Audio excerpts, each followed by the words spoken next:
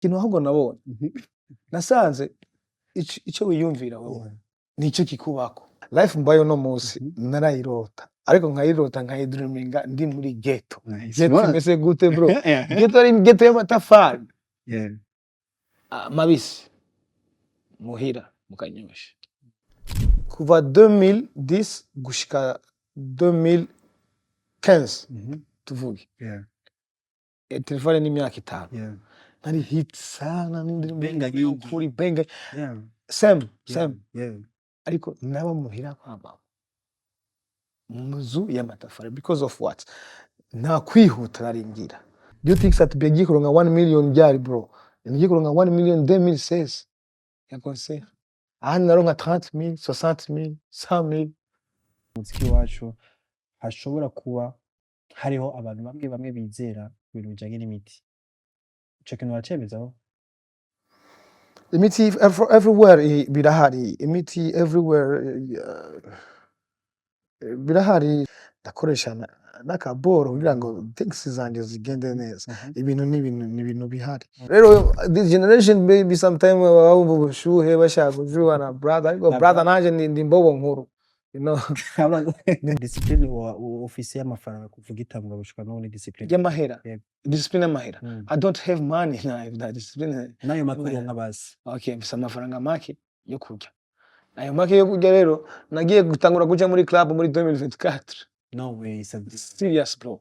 2024 serious bro, kuja muri club fresh. Ndumva ni sekonda na rimwe ryoshira. I don't want this to be over, stay a little longer. Isura bonari nkumva yuko birangira.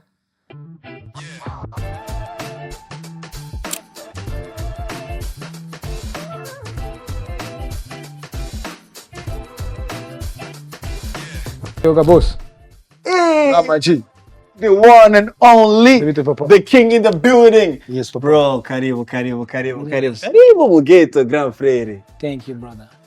You good? I'm okay. How about you? Legit fresh sana, long time. Yeah. By the way, nakonda raba viewers mu mwanya za Tel Aviv. Yes, bro. Amo chiyungu amurumva n'ibintu vyatari. You good ariko? Amazing. Same nanje, bro. Same nanje nakonda raba akantu kajya ka taxi. And I used to say this is the price for your life, you know. And we have to support you, my brother. Support each other. Teamwork. I appreciate entertainment. Then entertainment yacu igomba kugira abantu bafise amafaranga, you know. Fero tuyaronde. Wibaza yuko before kunda kwakira zile shamsham zangu, you know, you already know the vibe. Wibaza yuko entertainment yacu amafaranga dushaka kuyaronka tutagiye mu business do focusing as you too. Yeah, that's what you do. Yeah. Nibyo wewe gukora. So atushima gukora business nyene iri igaragara iboneka buri muntu wese ashaka gusapotinga n'abandi bakora business doshaka kubona. Maybe in this country, you know, there is somehow sure gukora business because it's in the business and tukabura support. That's why many of us usanga abandi bafata business zabo bazishira ku yandi names. By the way, welcome my brother and congratulations kuri Tel Aviv. One of the biggest song nyimbo ikona tutambulisha East Africa muri rusangi, globally indirimbo Tel Aviv. Urabona yuko ari indirimbo gerageza kuduza ama viewers, ama streams, amaki yo birarenze. Iyo reka ndakeneye kumenya feelings ya Sat-B mugihe abona yuko indirimbo yiwe iri kigenda nkuko avyifuza. Unakuna feel aje sometimes wicecekea ahantu ngene urabona ingoma yangu yanipandisha kabisa. You any feelings ya gutega sana? Yes, boss, you know my G. Just muri nje nagize imyaka myinshi music industry, you know, and I have many hits, bro. Over like 20. Over 20 hits done. More than 20.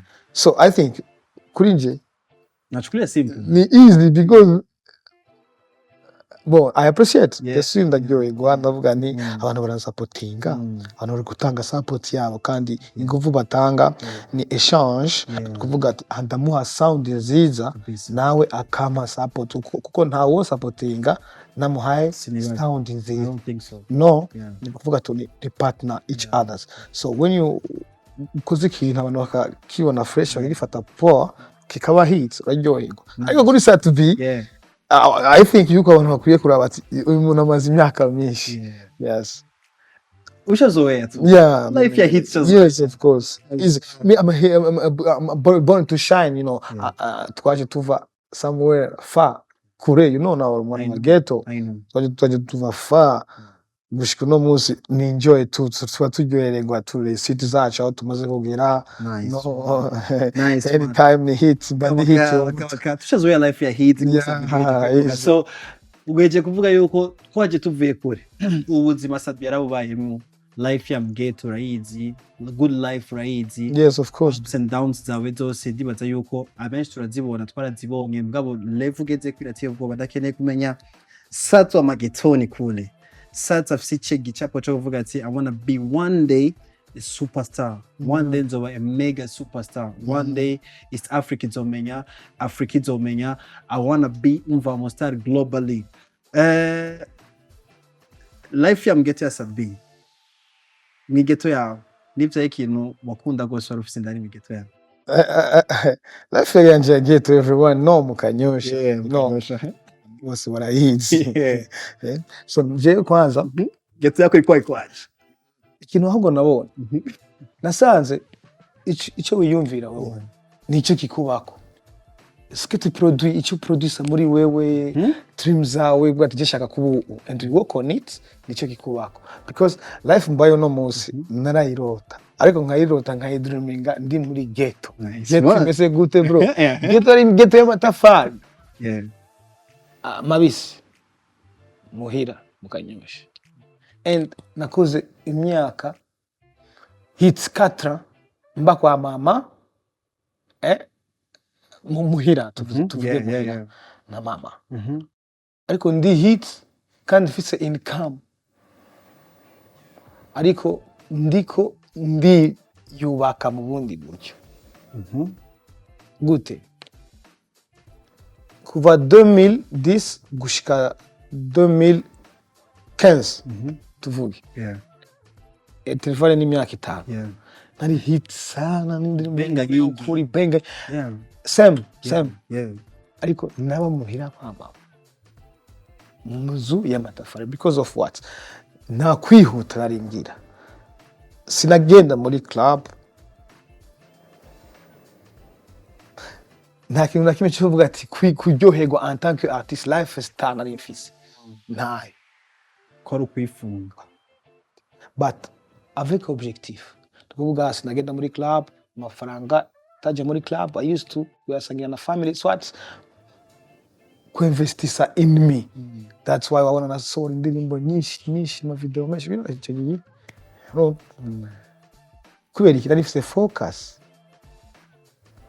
Ariko no munsi urashaka kuba mu star ugashaka kuva muhira guja gupanga izu ya 700,000 1 million income ya imeze gute. Je rero nagira show tugiye batu ya 200,000 300,000 mba muhira hari gutanga ratio gusa basi. Urumva rero naribitse. Ariko after 2015 nashoboye kugenda hanze y'igihugu canje mu bihugu bitandukanye Rwanda, Kenya, Uganda. Ndiga. Urumva? Ndiga. But aho niho naciye mva magetoni.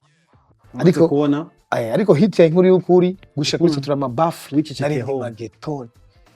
Nececekeye muhira. No stress. Ndetse ntana folie de grandeur y'ubustar. Indiko. kandi ico gihe wari udutazamize vivant cyane kubona Sat-B uretse ko muhira ari hugaye cyane ariko iyo winjiye ukarabaho naba wasanga ari inzu y'amatafari mabisi byatuma nkora cyane nini nkora sana. Ico gihe naguciriyemo Sat-B wumva amafaranga warayaronka ama shows and request star umuntu akomeye byatase uretse ko twariwa ni buri 60,000 kuri show. Do you think Sat-B agiye kuronka 1 million ryari bro? Agiye kuronka 1 million 2016 ya concert. Ahandi naronka 30,000 60,000 100,000. Sat na pressure wagira ku bagenzi bawe canke ku bantu bari entourage bavuga ati bro uri umusitari vyatari fo kuva muri buno buzima gerageze kuba mu bundi buzima upata niyo pressure zo waronse kubera yuko I'm pretty sure yuko abantu benshi pressure za watu zinatupeleka mu wengine life of course ico gihe wowe est-ce que n'abantu bagupusa bavuga ati ubuzima no gukwiriza it's like yawe first nari protege because of what I used to live with my mama urumva nabana na mama nka n'ama petite sœur urumva nari protege because of what my best friend was my mama best friend ari sister wanje best friend yaba brothers wanje nukuvuga meaning inashaka ikintu cya mbere cyanzamo nukubona ko tumeze fresh first umusosi upo ibintu bimeze fresh and they to protect me kuko nta nzanira izindi minds nzineza yuko ndi umutwe wa family and fise abantu banjejwe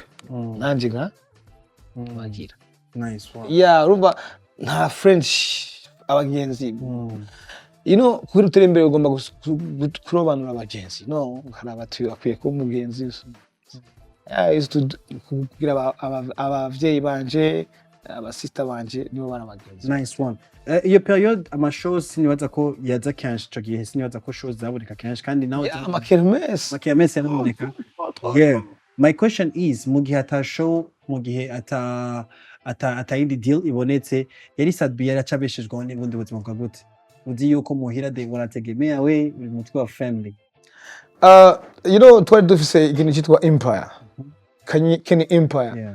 You know Kenny Empire we used to gukora amashow nubwo shows zitaba town kenshi ariko zaba kenshi paraporo no musi kera haba amashow menshi paraporo back to back icyo gihe twe twaramukanye dufise ahantu hacu yitwa kwa Havyisi yeah twarakora amafaranga amahera twarayakora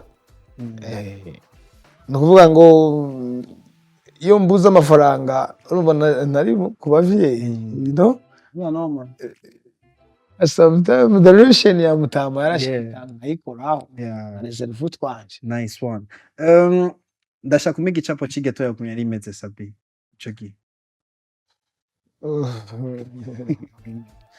bon ni nk'iyi tu ni nk'iyi nyene but sina maneka ba star ni yeah jewe I used to live Ubuzima mama ari mu Islam nukuvuga ngo ibintu by'ibicapo mu nzu nijaba vuba ko niko nakuze no icyo nagiye kuvamo mu nanjye bashira mu nzu mu ghetto I see Sat-B there yeah you see kabisa impact nini yagose ufite mu concept sacu kubera yuko hari umuntu icara mu ghetto yakavuga ataravye ifoto ya Sat-B one day I'm gonna be like that guy nzomera nka Sat-B Sats watubwiye yuko after kuzunguruka ibihugu bitandukanye ugarutse mu Burundi niyo wagize spirit yo kuvuga yuko I'm supposed to change my life like I'm very home manje mu bundi buzima bw'ubu star sibyo mu bindi bihugu uri cyo ikintu wize kituma uhindura iyo mindset yawe first guhinduka you must sacrifice ikintu buri muntu kugira ngo atere imbere n'amafaranga utazogira sacrifice shogira sacrifice y'umuntu ariko shogira sacrifice ya wewe nyene the version ya wewe ya before ukazana yindi version itari iriya imba umaze gusacrifice tout ce que tu faisais ibyiyumviro wagira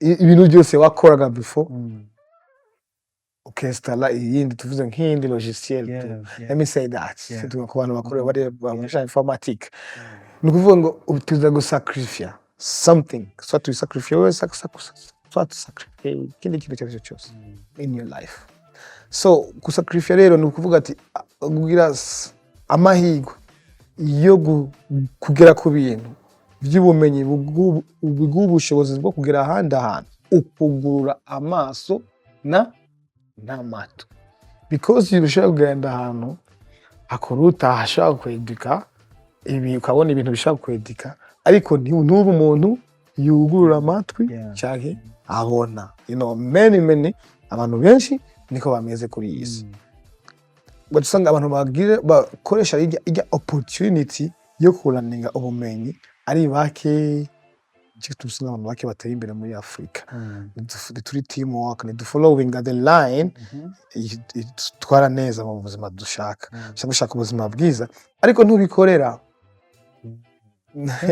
ntacyo utanga tu ya sacrifice nayo kubaga izina yarafashe nanga ibimazi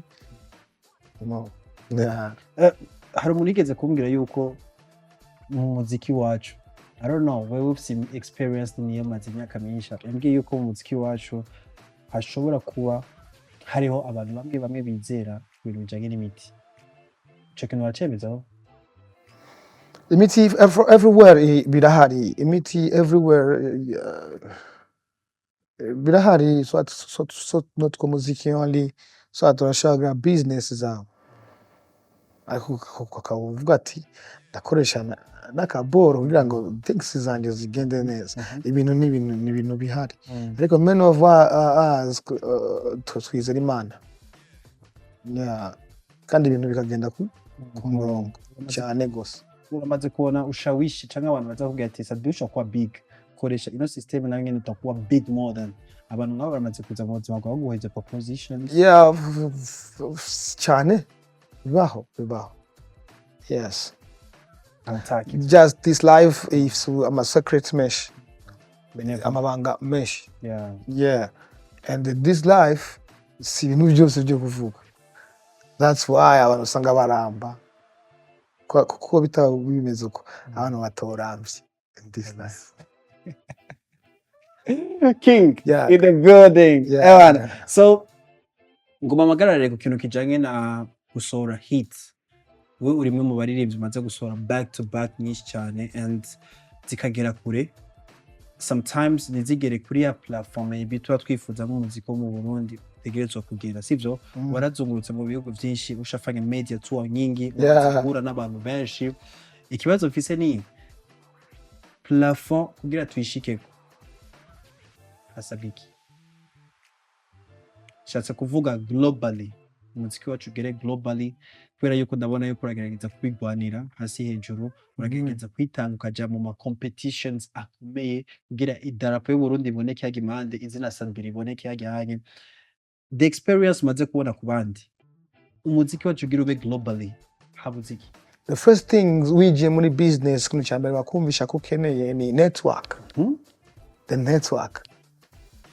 network nuza ku exploser skate talent fise soit women fise soit everything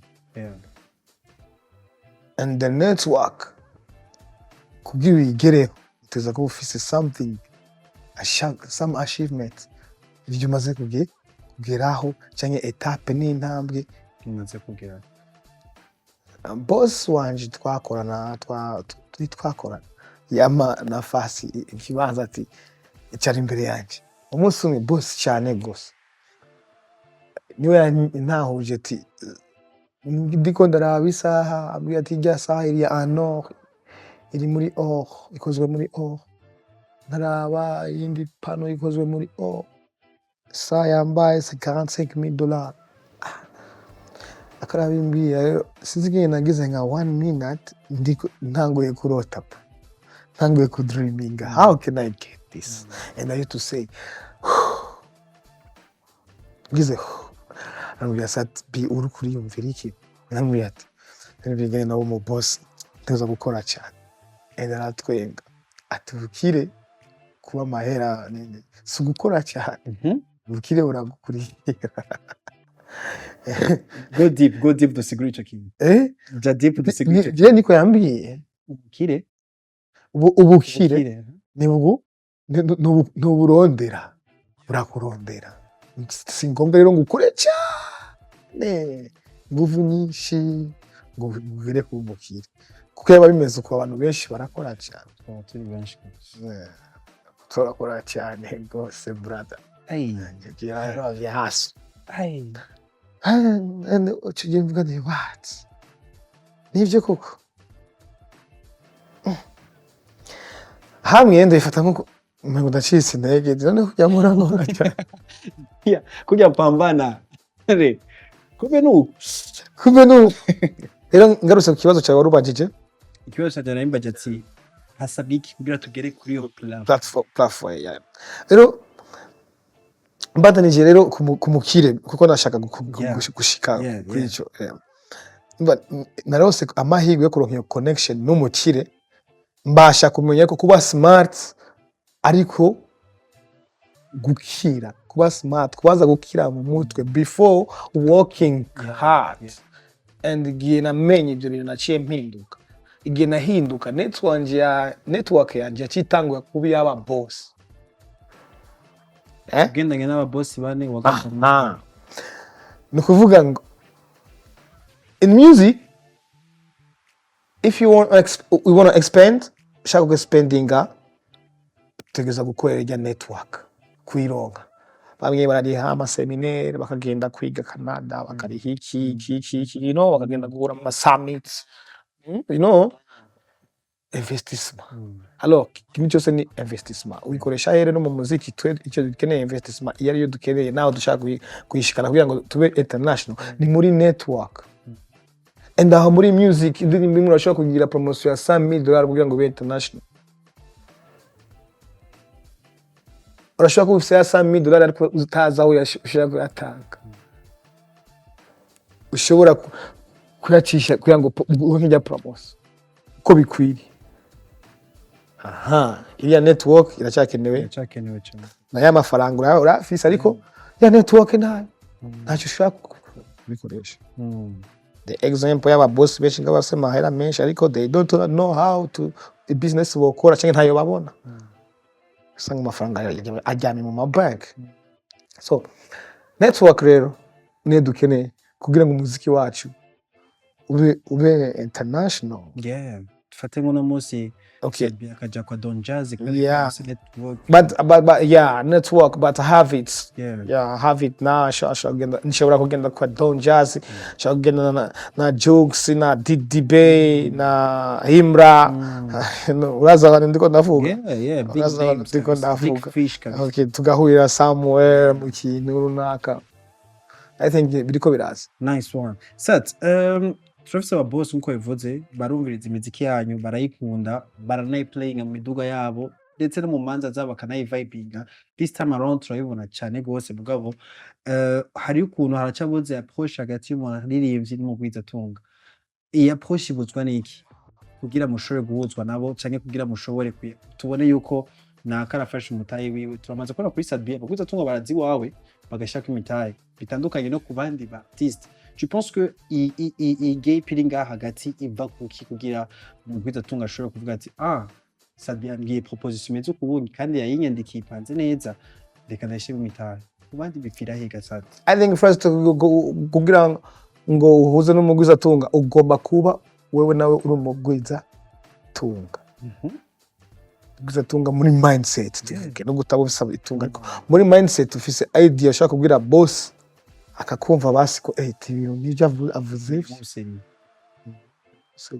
icyo cyonyine tu ejo kavuga ati reka ngerageze usaba ndashizemo ijana nubwo nohoma nta kibazo reka ndaho bigera bivanye n'ingene yakumvise wewe mindset yawe imeze sasa yoza uko nyene ngo projet ni solution a problem iba ihari alors kuzana solution mbere y'umukire every day mucha mukorana I think abaririmbyi bacu bagomba kuba entrepreneur now. Nice one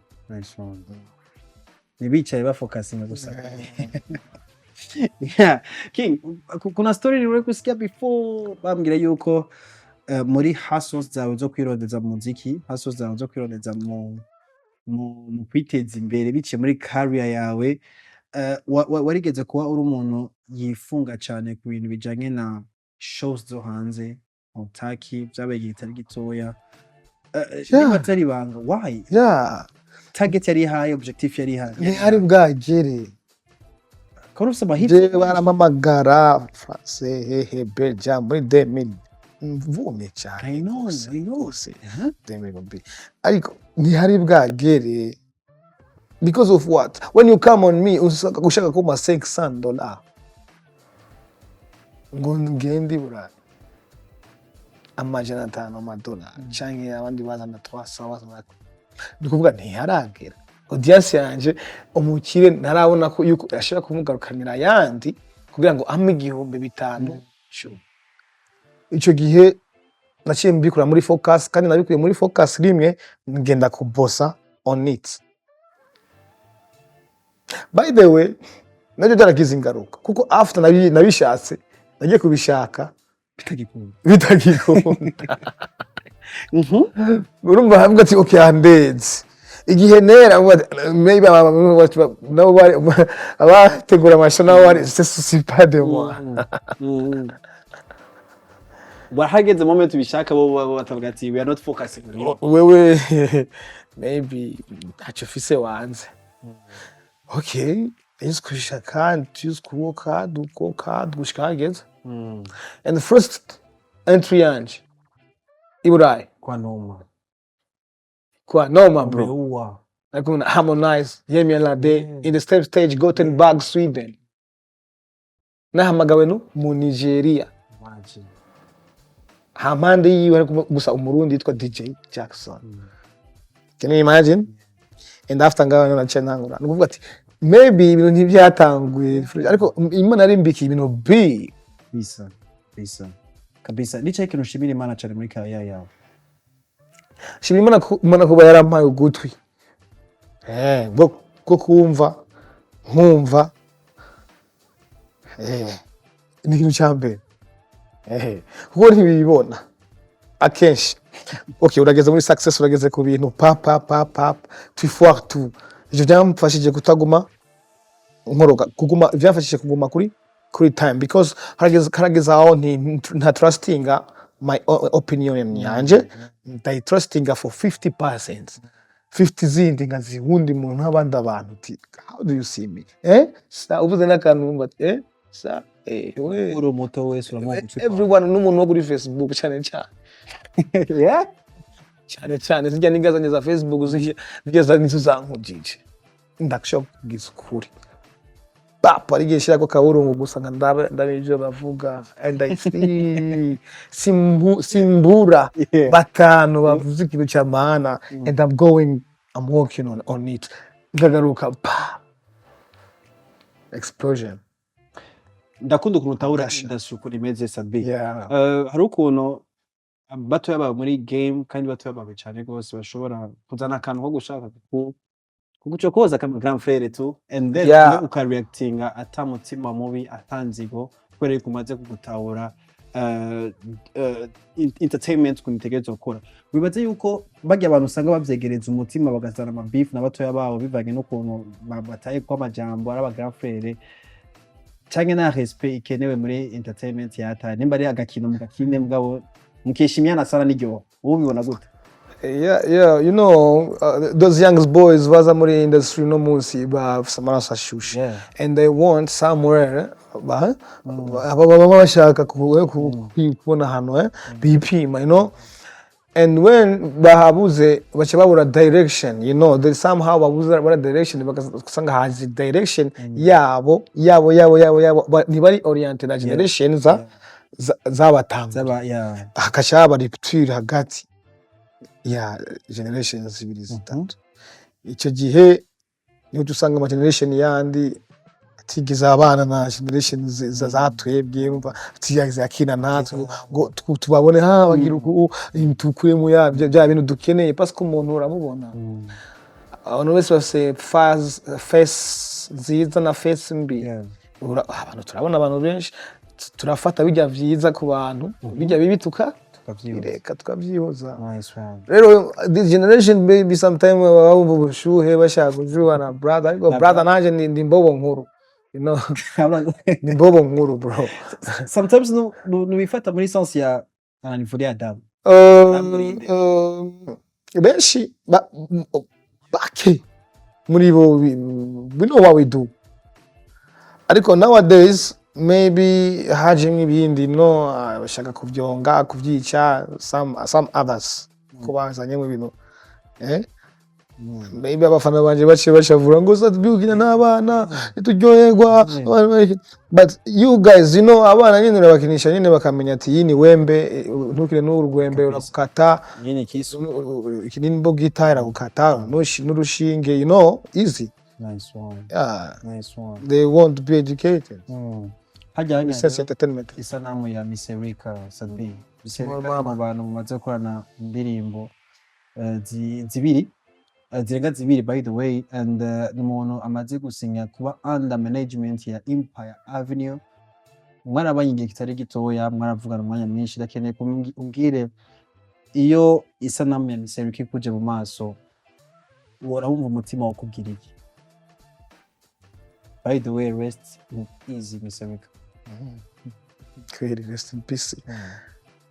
Mbega, small mama. Small mama. Hey, nije nangu tuwa studio for the first time. Mubonyemo iyo shusho mbajije wabonye iki?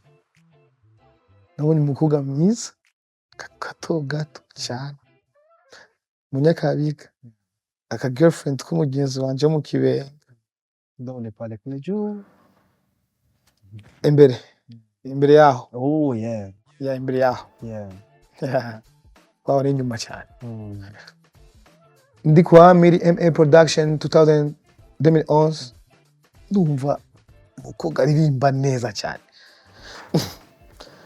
Kumbe aririmba. Nuzi ko girlfriend wo mujama. Gato. Turagenda ngo atoke sa. Ngenda gutwara studio tugenda kwa DJ Dad. Dukora indirimbo yitwa Ndarusha. Bashaka kuyiraba kuri YouTube. Imyaka myinshi, over 15 years on YouTube. Oya ndarushe ndatashi wacu. And I think you're going to starting your career. Twigize dukupa relation kuva icyo gihe. Even in Rwanda twabanye somewhere together in troubles. And I used to be happy. Mba ngaho mu Rwanda ndamurondeye management yashakaga jewe Kiundo, ndetse ari na logo ya Kiundo nje nayikoze. Yashaka ngume in Kigali kugira ngo mbashe gukorana n'aba bats. Ndavuga ati no, now I have to back muhira, my country need me dukore tubahiye mu cyaje. Ariko Erika stayed there and kandi yakoze neza ntiyangwishije, no disappoint kuva kuri mon amour na n'izindi give me love so, and maybe how I trash ghetto trouble sinamubaye kuri yajenga trouble somehow muri career. I used to be happy muri Empire. Yo Mbega mfata nk'umukobwa wanje, sinigeze muba kure na gato, nawe nigeze muba kure. Rest easy kuri Rest in peace. Reka tugaruke kuri Tel Aviv, one of the best song, one of the nyimbo yenye inatuwakilisha this time around. Munakubwira ati umva I need some Burundian song. Ungeti Tel Aviv na yurumba wewe uri mu biki? Ndio ngoma inatuwakilisha this time around, bro. Congratulations. Viewers nazidi kupanda sana. Let me know the story behind the Tel Aviv, you know. I know I'm recording a back to back. Mundirimbo zose wari ufise muri studio yawe, kwiki watoyemo Tel Aviv? Mu bisanzwe music ni kugendereza ibihe. Yari music nyene y'icyo gihe. Kwanza nasohoka kabiri nkabona imvura hanze. Okay, imvura iguye abantu baba bari ndani benshi. And n'abari ku kazi baba bari attentive because there is some feeling yo kumviriza. Abafite umwanya wo kumviriza utuje. Alors so indirimbo yo kumviriza. Indirimbo yo kumviriza rero irimo ama emotion, rero ni too bad. Ntango kurimba zijya zanje ndishizemo nyine feelings, you know. And too bad. Game yako hiyo. It's Sat-B. Yeah, that's Sat-B. And I used to work with my brother Neo Bosco Ntanguye, and I'm going to my brother ubona good tip at okay turayikubita ukuntu turayihindura fresh and turonka ijya done. So kubijanye nuko niyo Bosco yashyize mu majwi yo mbwa yakura mu ida story imeze gute? Mukuru nayiririmba jewe ari ukuntu wewe ndamurungikiye yashaka kwimera. Nicyo gituma rero byaciye mwumva mugabo normal money featuring yari Sat-B and I don't know how why ijya oje yagiye hanze yani why yange an artist come ngire ko saba baririmbye dukorana iyo dukoranye indirimbo ivumye ntushaka kuzana the things ndekanye enjoying my hits because mbana yikoreye and credit everything mbanaguha rero iyo dukoranye indirimbo tugakorana ba Santos za Nyanzobe je zose zina ba Santos bazanditse je kwandika indirimbo cyane gusaba n'abantu benshi baba Nova banaramishe zije zose indirimbo nagenda parce nzi neza akazi kanje je ndumuririmbi sindi umwanditsi okay. So rero y'abantu mutwandikira tubasabe cyane gose iyo mutwandikiye tukahitinga muze mureka tujye hit rero urakunda kuba keshi ndimuze guhitinga sikia story na acha nikule hit acha uenjoy ni yanje ni yawe aho kuzaza zani yindi dukore haraho amasezerano aho bibaye zagira amasezerano ndiko at the end of the day tusanga by the way gushana ubu turacakora fresh tumeze neza n'ibindi bikorwa n'abandi abantu bafise some idea some songs zandike come nice tukore business nice ushaka good product mukuragize no story yacu nayo ugerageje kuraba mu bindi bihugu music yakegeze gutera imbere usanga bafise umwe mu bantu babashikiranganje bajanye n'ibintu bijanye na sana ugasanga yigeze kuba ari umuririmbyi before ushize muri iyo category ugasanga nabatahuye abaririmbyi biwe. You think yuko mu Burundi ico kintu kibaye kirashobora kuba source y'umuziki wacu kugeza to the next level? In generally Africa cyane in our countries ibihugu bimwe bya Africa politics abantu barayitinya cyane kandi si umukino wo kujya gukinira. Rero when you are artist ukijira muri politique fin de fait ishakora big problem kuri bo iyo utavyitwayemo neza. Rero usanga mu myaka yose yagira abahaba ikimikiki aba artists ntibigeze baronka cyangwa baronka amayigo cyangwa bavye banavyumvira bamwe muri bo kuja muri politics because politics is yuko ari umukino toroshe but mu myaka ikurikira agenda urako ibintu byahindutse avec amareta asigakoresha abajene none abajene basigaye batangura kugira kuronka ama opportunity vuba cyane abantu bazobira byashobora kudufasha n'umuziki wacu wira. Yes, of course. Imagine tunamwona Sat-B kama ari utwa why not soon bro soon I will ni politiki yakibandanya gutwereka ko bikoroshoboka. Sat hari ifoto yabindi hajyanye ndakeneye umbwire kuri wa mujene avyutse mwijoro yikanguye acabona Sat-B yamemetse ya para avuga ati one day I wanna be like that guy. Advice wo muha yo bari advice meze gute ga Sat-B because ushakuwa kiyo cha jamii kera and turifuza kubaho lifestyle ubayemo turifuza kuronka success ufise nicaye kino mumbwira ga Sat-B. Ndishaka kumwe ndamu describe ujya muntu ubona hagiye Sat-B. That guy is a hard worker and is smart. He is so smart.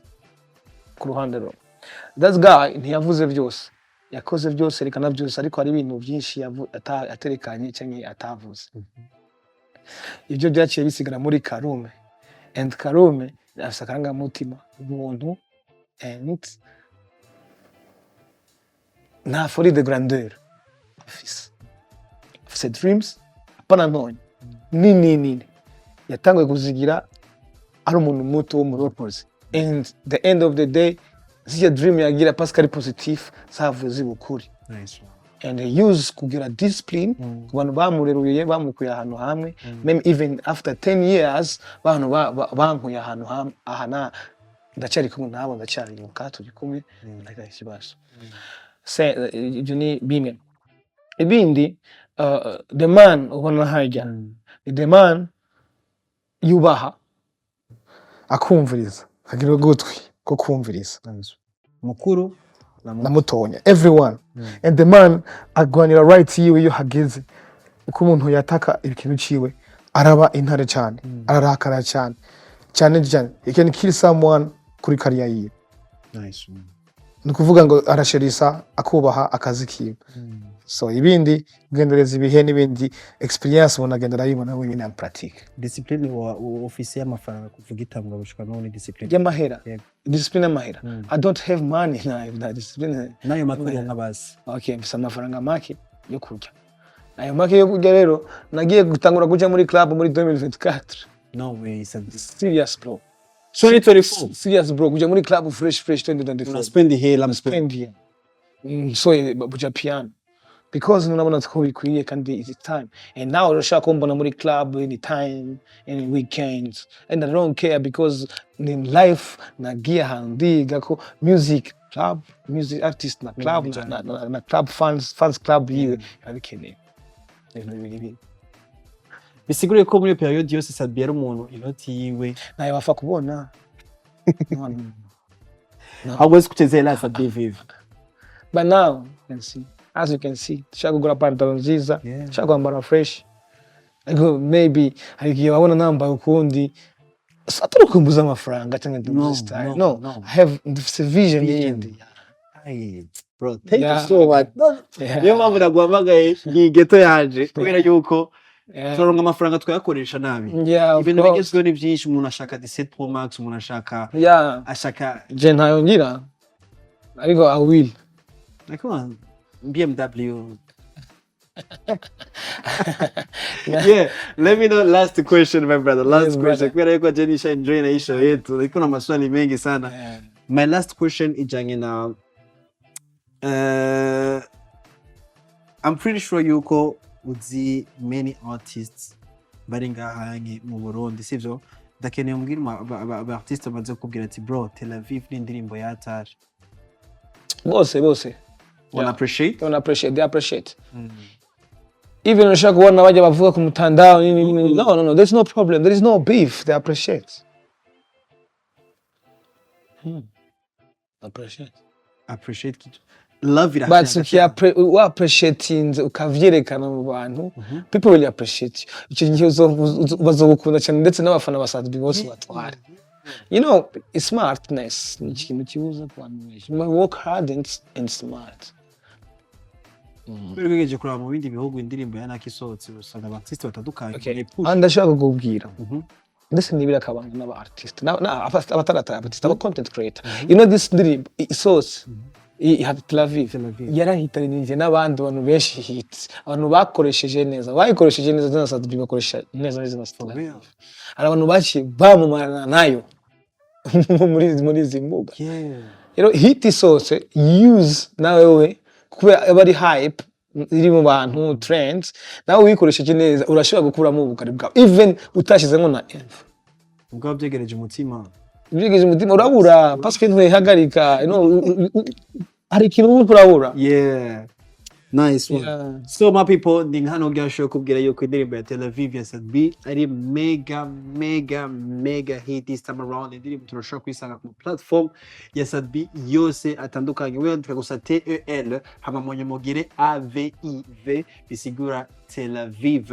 Uta push the song tuigeze mu award mu competition akomeye cause it's a banger this time around to fise.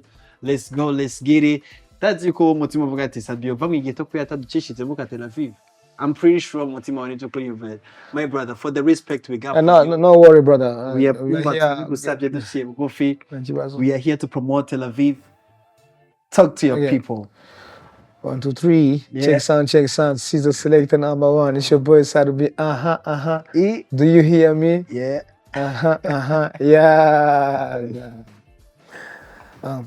Nduva nani sekunda na rimwe ryoshira. I don't want this to be over, stay a little longer. Isura bunari nkumva yuko birangira. I don't think so. So to love in the bubble. Sina majamba. Iba with you very well. When I say that I love you, babe, my rise and my downfall. Now wounding now we know, but now Tu es ma chanson préférée. Kuja kure yawe dangereux. It's a nice moment. My heart's stolen. It's a thing that I can't get enough of. It's a nice moment. My heart's stolen. It's a thing that I can't get enough of. Make me shout OMG. Jouer avec mes parties. Comment fucking dimiso c'est.